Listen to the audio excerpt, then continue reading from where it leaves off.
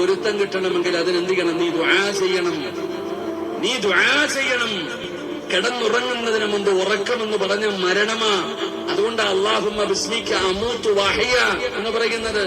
രാവിലെ ഉറക്കത്തിൽ നിന്ന് എഴുന്നേൽക്കുമ്പോ നീ പറയുന്നല്ലോ അൽഹംദുലില്ലാഹില്ലദീ അഹ്യാനാ ബഅദമാ അമാതനാ വഇലൈഹിൻ നുശൂർ. എന്തിനാ അൽഹംദുലില്ലാ പറഞ്ഞേ?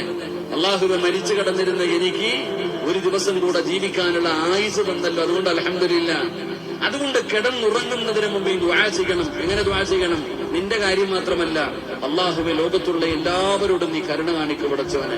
ഏറ്റവും നല്ല ദുആ അല്ലാഹുമ്മ ഗ്ഫിർ ലിൽ മുഅ്മിനീന വൽ മുഅ്മിനാത്ത് വൽ മുസ്ലിമീന വൽ മുസ്ലിമാത്ത് വൽ അഹ്യാഇ മിൻഹും വൽ അംവാത്ത്.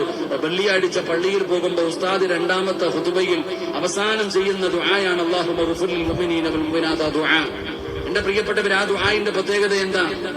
ആ ദുആഇന്റെ പ്രത്യേകത എന്താ? ഇന്ന് ലോകത്ത് 180 കോടി മുസ്ലിമീങ്ങൾ ഉണ്ടെന്നാണ് ഏകദേശ കണക്ക്.